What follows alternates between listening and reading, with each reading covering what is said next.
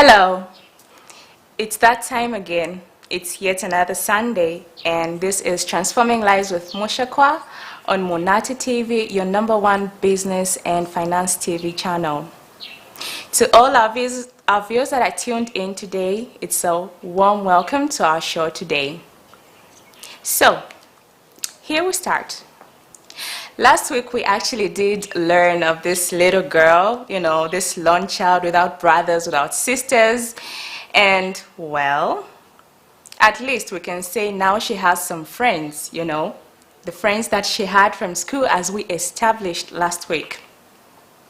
So in short, at least that covers her gap, the gap of missing a sister. Her friends are more like sisters to her.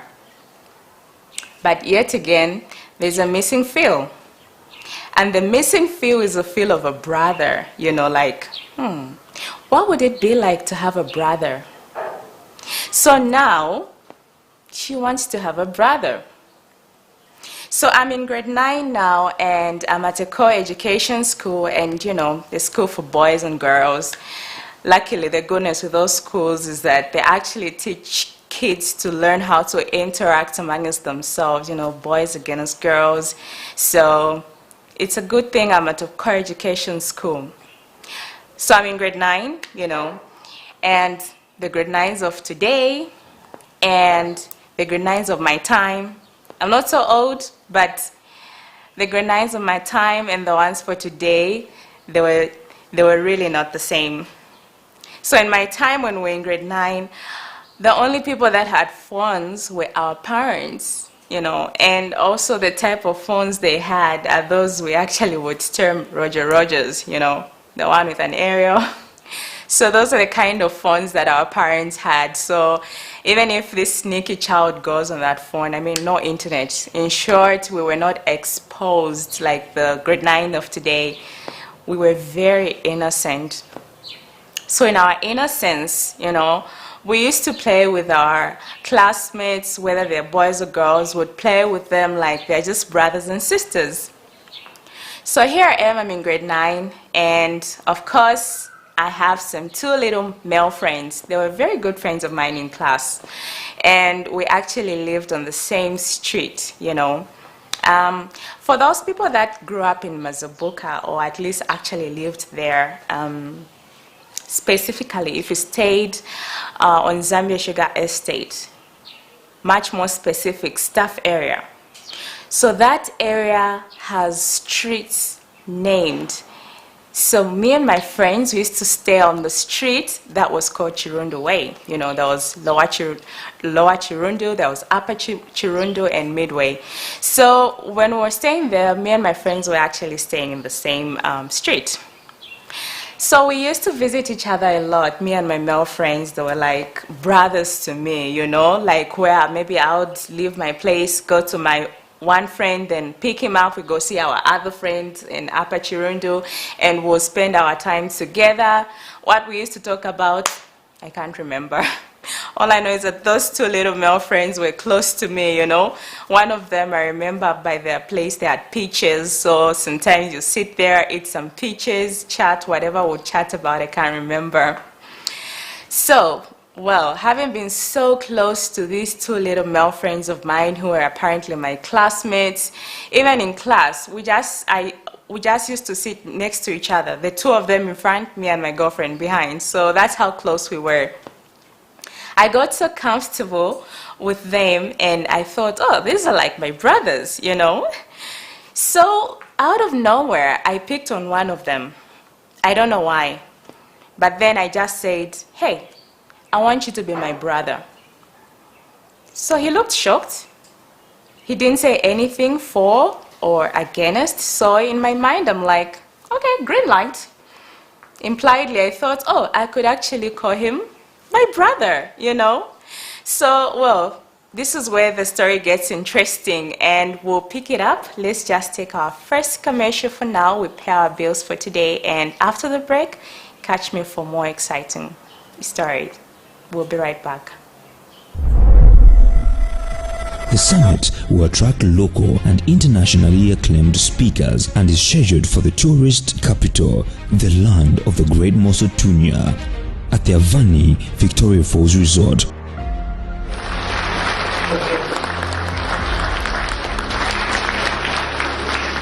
This year's summit is very important because now than ever before, should we come together and look at issues that are going to move not only Zambia's economy, but economies of sub-Saharan countries out of this COVID-induced economic downslope. We've seen how we've had disruptions in operations, disruptions in supply chain because we had to close down our borders. We've had to, downscale on mining because of the threat of the COVID. I think with all those now as learning curves, we now have reason to believe that we can still emerge now and be winners through smart ways of mining, through smart ways of conducting business. We created a platform where we can have interaction, various solutions for our current economic challenges. This summit is aimed at creating wealth, creating sustainable wealth that will ensure that going forward, our economies are going to be resilient in order for us to achieve a much anticipated Vision 2030 that plans to bring basic necessities to all citizens without leaving anyone behind. The COVID-19 pandemic is imposing economic and broader development challenges as never seen before. We have encountered job losses, reduced income, and lack of access to basic needs, and this has pushed some people into extreme poverty. It is against this background that the Economics Association of Zambia recognizes that the task of finding solutions to our economic aspirations is an inclusive one, and therefore the EAZ will partner with various stakeholders such as the civil society, the government, and the private sector in actualizing. Please come and join us. Come to Livingstone. All roads lead to Livingstone. EAZ National Economic Summit on a piece of history. This National Economic Summit will be officially graced by His Excellency Dr. Edgar Chagwalungu, President of the Republic of Zambia. And for more information, email us on secretariat@eazambia.org or call us on +260 211 24. Welcome back. So this is Monati TV and this is Transforming Lives with Mushekwa. So we pick it up. So here's a boy and I'm telling him, I want you to be my brother. Okay. So well, because he doesn't say anything, for me it's a green light. It's, oh, I have a brother. Now, whether that feeling was actually so real and so deep that I really needed a brother, or whether I was just being a child, well, I don't know, But I think for real, there must have been, a wonder, like, what would it be like to have a brother, And yeah, I think I would wonder what it would be like. And since I knew, well, I'm not getting any brother, so I just imposed one, and said, I want you to be my brother. So now, what used to happen is when we're at school, of course, that would only happen when it's break time, So when it's break time, people have time to joke around, play around, and then I'll be there, oh, my brother, I would actually announce it to the whole class that, that he's my brother. I'm tempted to mention his name, but anyway. So I would always say, oh, my brother, how are you, So, well, at first, it really was not much of a problem. He would just play along with it, not really responsive, but just, didn't show like he was bothered by me calling him a brother. So it was something that was very exciting for me, actually, to say, wow, you actually have a brother, Yeah. But then, well, the excitement didn't last so long because, in as much as we were so innocent, as I had said it, well, I think we're different in nature, girls and boys, so maybe in his nature, even if we were innocent, it wasn't right for him to have this girl calling him brother, and imagine it's a boy, he's with his fellow guys, and someone is calling him my brother, would obviously think as if maybe they're being demeaned, like maybe he's not less of a man, like why would it be so reduced to being a brother? So it really didn't sit in so well after a while because one day he just said, he blurted out actually, and he just said, "I'm not your brother." So there I was outside. I said, he said he's not my brother. So, I was with one of the girls, my classmates. One of them luckily was slightly older than us. So, yeah.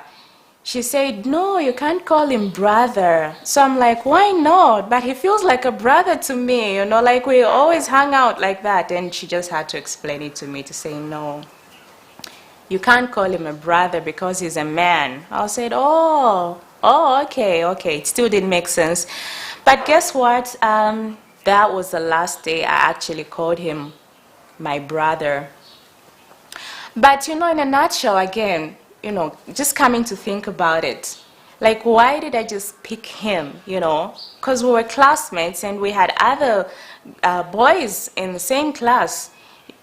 The reason is probably, and there were actually two close male friends of mine, but why I just inclined to him, impliedly, even without saying, I had a feeling that he actually was like a brother to me, because without saying, he actually cared like a brother, This is someone who would be there for me, someone who would actually, show concern for me without even saying it. So for me, it felt like I actually do have a brother.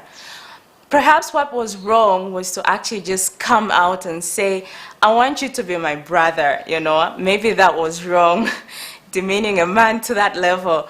But in a nutshell, he really felt like one because he was acting like one to me, So here I am and I'm wondering, okay, it felt good to have a brother, But then after that experience, I realized that, okay, I might have people that are there for me, and in certain circumstances, like in this circumstance, it was really not necessary to actually just come out and say, I want you to be my brother. But through actions, he was a brother to me. Out of everyone in that class, he's the one that was more of a brother to me because all he did was care for me, like I'm his little sister, and all he did was being there for me. So what we can pick from this is that sometimes we really need to pay attention.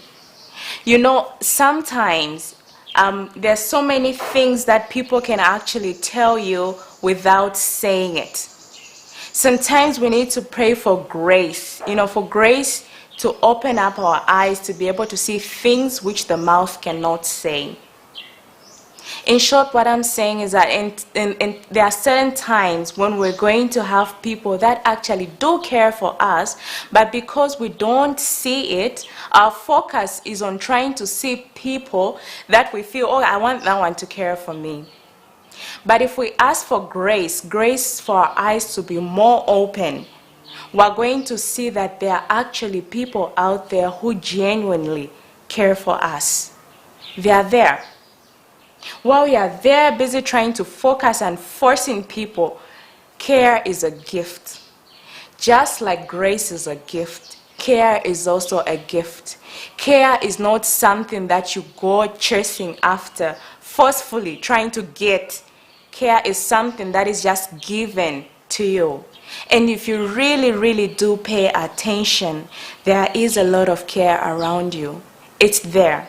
We just need to ask for grace for God to open our eyes to be able to see the care, the gift of care that is actually there for us. So this is something that I learned, that even in that moment of time, I was just young, but I could see care from this particular little boy who was a friend of mine. And genuinely, I was given that gift. Perhaps my way of appreciating that gift that he was giving, the gift of care, the gift of being a brother, was just for me to actually pick it out and say, you are my brother. It's not easy. For someone to actually say that, it's because they've really seen something about you, because they say blood is thicker than water, So for me to have actually felt that he's a brother, meaning it was more than friendship. So when we really do pay attention, care is there, and that gift of care is there for us.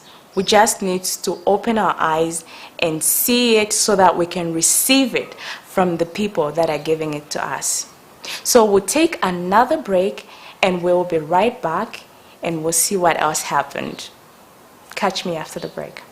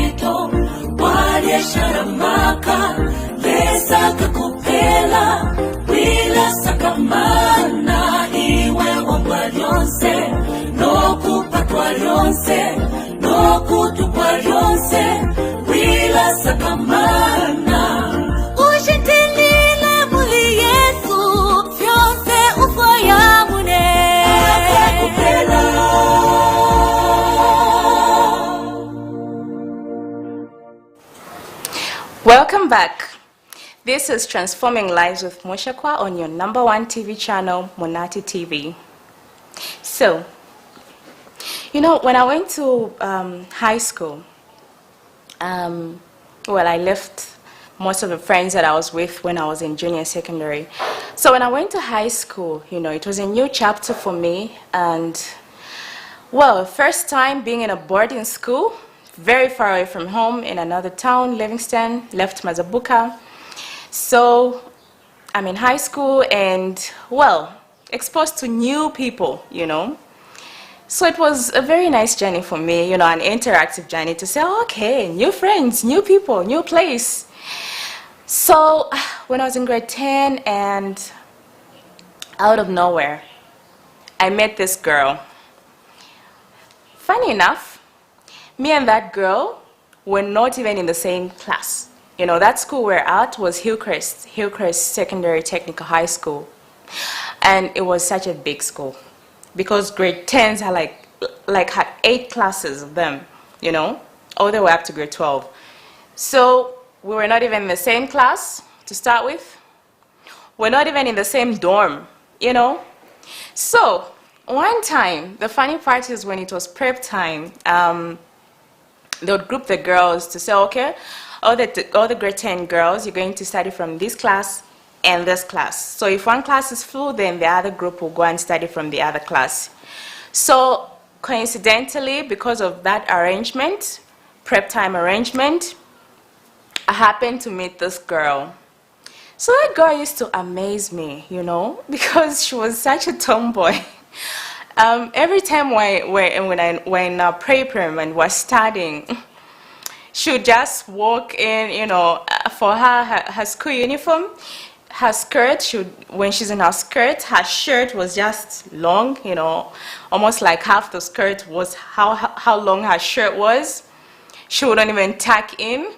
Maybe she would fold some sleeves and she would just walk, you know, just bouncing around. So it was amazing to see what's so interesting about this girl. You know, she was in this world where she was just herself. So that girl caught my attention. And you know, when you're kids, the very best way to become friends, obviously, you have to write a note. That's how it was those times, you know. So I wrote a little note. I scribbled. I said, hey, my name is Mushekwa. I think I like you. And I passed over that note to her because I didn't even know her name, you know. So she read. Apparently, I don't know.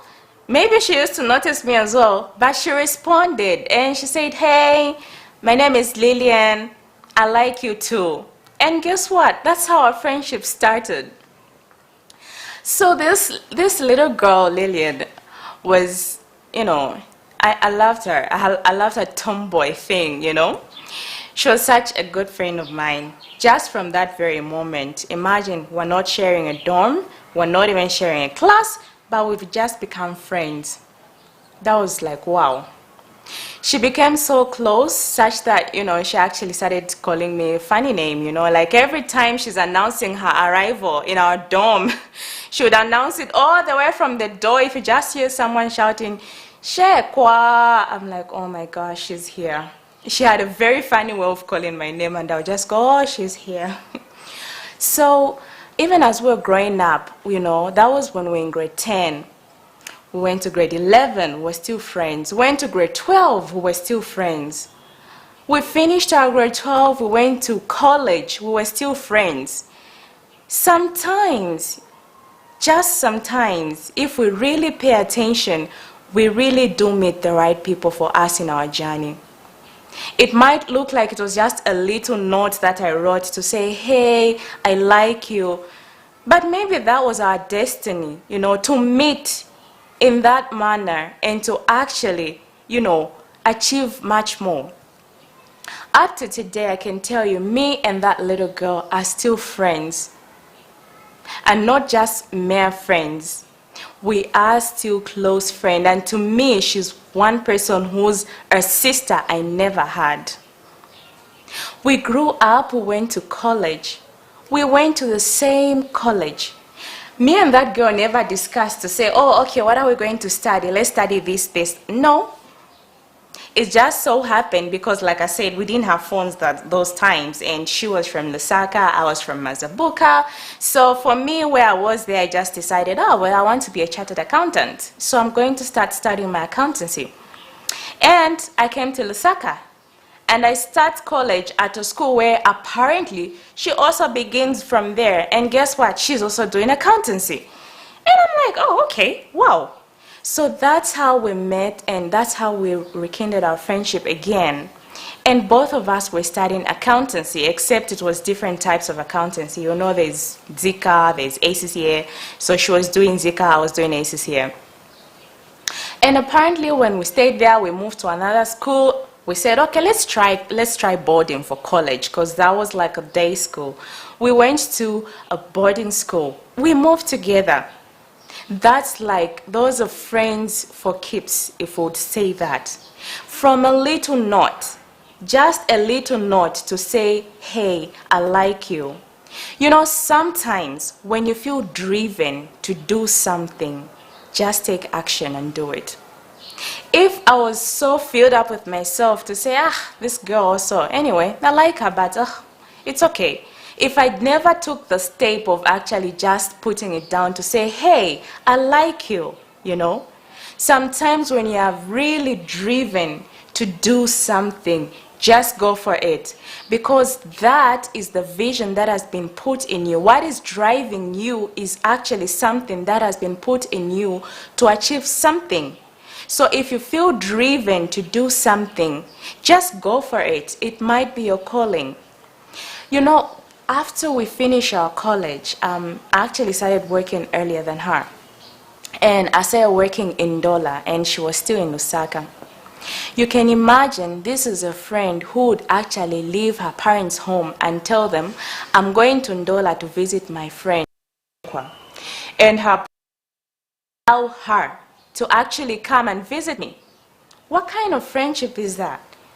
That kind of friendship is rare, and all from just a little note. When you feel driven to do something, just go for it, because that might be your calling. We'll continue our story after the break. Catch me. We'll be right back.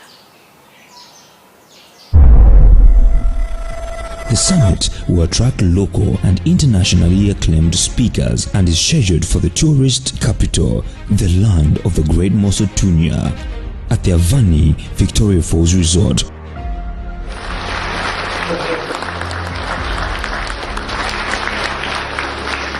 This year's summit is very important because now than ever before, should we come together and look at issues that are going to move not only Zambia's economy, but economies of sub-Saharan countries out of this COVID-induced economic downslope. We've seen how we've had disruptions in operations, disruptions in supply chain because we had to close down our borders. We've had to, downscale on mining because of the threat of the COVID.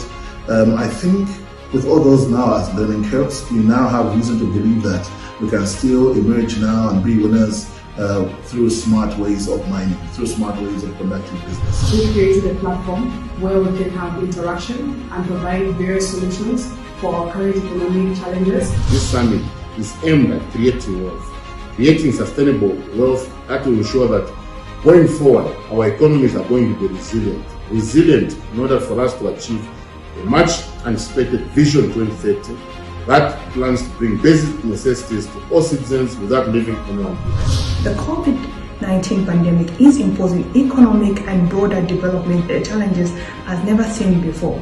We have encountered job losses, reduced income, and lack of access to basic needs, and this has pushed some people into extreme poverty. It is against this background that the Economics Association of Zambia recognizes that the task of finding solutions to our economic aspirations is an inclusive one, and therefore the EAZ will partner with various stakeholders such as the civil society, the government, and the private sector in actualizing. Please come and join us. Come to Livingstone. All roads lead to Livingstone. EAZ National Economic Summit on a piece of history. This National Economic Summit will be officially graced by His Excellency Dr. Edgar Chagwa, President of the Republic of Zambia. And for more information, email us on secretariat@ezambia.org or call us on +260 211 24 2088. Hello and welcome back. This is Transforming Lives with Mushekwa on Monati TV, your #1 business and finance TV channel. So, we did say that we should ask for grace. You know, sometimes we need to ask for grace for God to open our eyes to be able to see the care that is around us. For God to be able to direct us to see the direction that we're supposed to go. I'm so grateful that I had the grace to see a friend in someone that I didn't even know. We had nothing in common with, not sharing a dorm, not sharing a class. That was all grace that my eyes opened, and they opened to meet someone like that. If I tell you today, I can actually go to Lillian's place, you know. She doesn't live there anymore. She's married. She has her own home. But I can go to her father's place, her father and mother's house. I can sleep over there. That's the kind of grace we're talking about. That's the kind of family that I found there. Because it was normal for me, if I'm in Doland, I visit Lusaka, you know, the time I started working, I would just go to Lillian's place. And her father was just like a father to me. Her mom just like a mom to me. Her family is just like family to me. We thank God for that grace. And anyone who asks for grace to be able to see beyond what our eyes can see will be directed to be able to attain things that our eyes cannot see. So we're saying we should ask for God to direct us to see. What happens after we see? Well, let's focus on those that are there for us. When we keep our focus on those that are there for us, those are the ones that are going to lift us up. Because I'm telling you, the family that I found in this friend of mine, Lillian, made me feel part of a family. It made me have brothers that I didn't have. It made me have sisters that I didn't have. It added on to my family. So what's going to happen is let's focus on those that are there for us. Because genuinely, like I said, there are people that care for us. We just have to see it. You know, when you're so much focused on why isn't this person liking me? You know, when you're so much focused on why is this person treating me so badly? When you're so much focused on why doesn't my boss like me? If you keep your focus on everything that is going wrong, you're going to take all your focus on that, and you're going to shut yourself from seeing the care that actually is there for you. Like we said, care is a gift. It's given to you. It's not even something that you go chasing after. So when we focus on those that are there for us, we're going to feel a warmth in us. We're going to feel a warmth of love in us. And once you have those feelings of warmth and love, they will push you up to being a better person. When you're busy focusing on people who don't, understand you, and when you're busy focusing on trying to make people understand you, you're busy focusing on wondering why is everything not going right for me, you're going to be drained. You're going to remain all negative. And what will happen is that you won't see positive. I'm here to tell you that when you keep your mind positive, you will see good things about your life. It doesn't matter what situation you're in. When you keep your mind positive, you will see positive things in your life. There's no one, no matter how successful they are, there's no one that has had it easy. There's no one that is immune from problems. Every time, every human being is always lacking something, We want people that are, maybe you say, no, I need a car. Okay. You buy a car. Guess what? It won't be long. You're tired of that car. You want to buy something else. Maybe I need another car. No, I can't drive this Toyota. Maybe I need to upgrade. I need a BMW now, Next thing you want to upgrade to another car. Well, always just not satisfied. But when you keep that, where you're always not satisfied, if you just keep on the track of always not being satisfied, you'll end up being negative. Sometimes you can just be satisfied and see positives and say, okay, even if I don't have this, but I do have this. You understand? Focus on what you do have, and say, well, even if I don't have, a good job, but at least I do have something. And the more you're becoming content, or should we say grateful, the more you're becoming grateful, the more you're going to add on what you have. That's just how it works. But if you're always just negative, the more negative you are, the more you'll be subtracting, okay? The more you'll be subtracting from what you have. But the more grateful you are, no matter how little that thing is, no matter what situation you're in, the more grateful that you are, the more things will be added unto you. I'm so grateful to say that God has been there for me, I'm so grateful to say that. And I'm going to encourage everyone that always ask God to be your guide. Because no matter the situation, God knows, doesn't He? He knows. So, if you're there complaining, will it make it any better to start with? No, it doesn't make it any better. But if you are grateful, because God still knows your situation, but if you are grateful, you're going to receive even more. So catch me after the break as we come and conclude and wrap up our story for today. This is Transforming Lives with Mushekwa. We will be right back.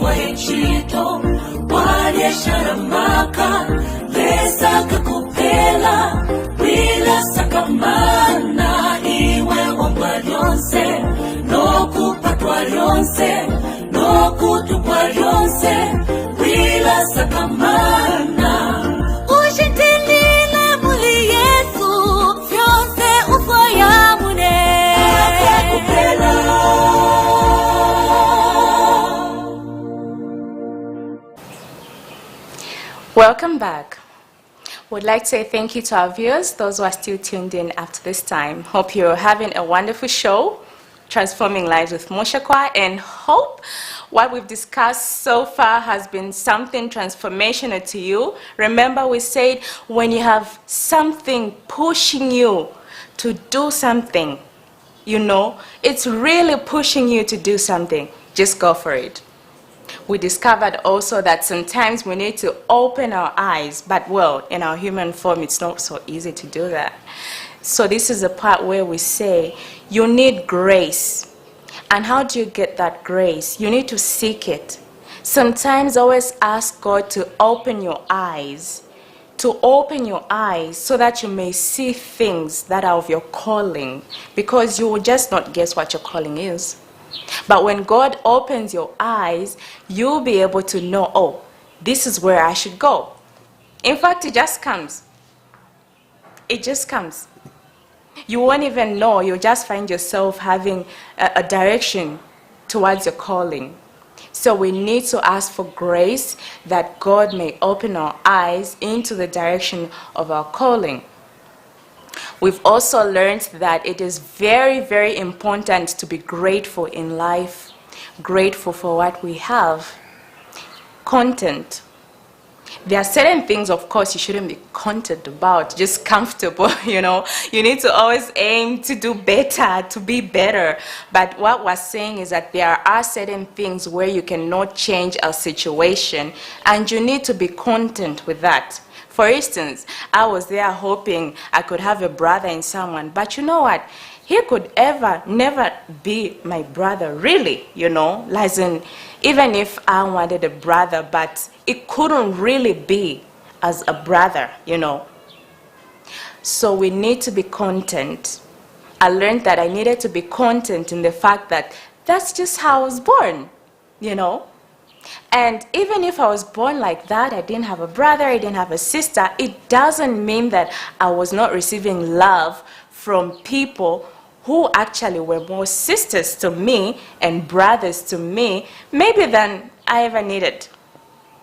We've talked of that brother of mine, impliedly I had, who has been a brother even up to today. Even up to today, he still looks out for me.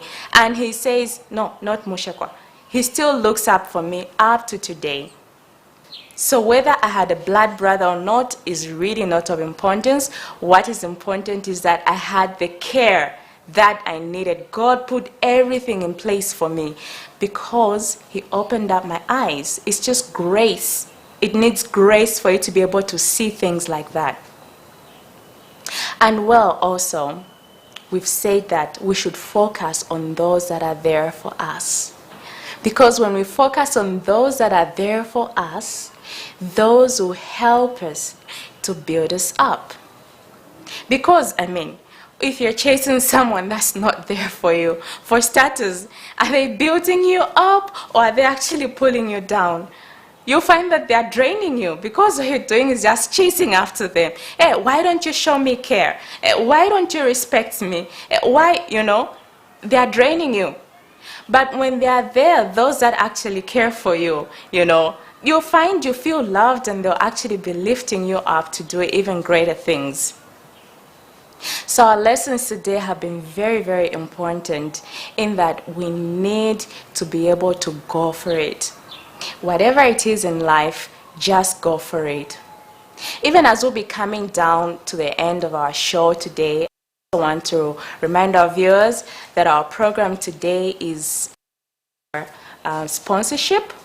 And if you're looking to sponsor us, please, you can see the numbers that are running on the screen, the email addresses there. Would really be grateful if you're able to sponsor our program. And also next week, please tune in again because we have a very special guest. You'll get to learn of the guest if you tune in next week, so make sure you actually do tune in. And also, just to close it up, this is to say thank you to everyone that has tuned in today, and I hope you have been transformed, or at least you're going to apply what you've learned today. I'm not much of a wise person, maybe it's just a gift that was given, but I hope my lessons have been helpful and impactful to you.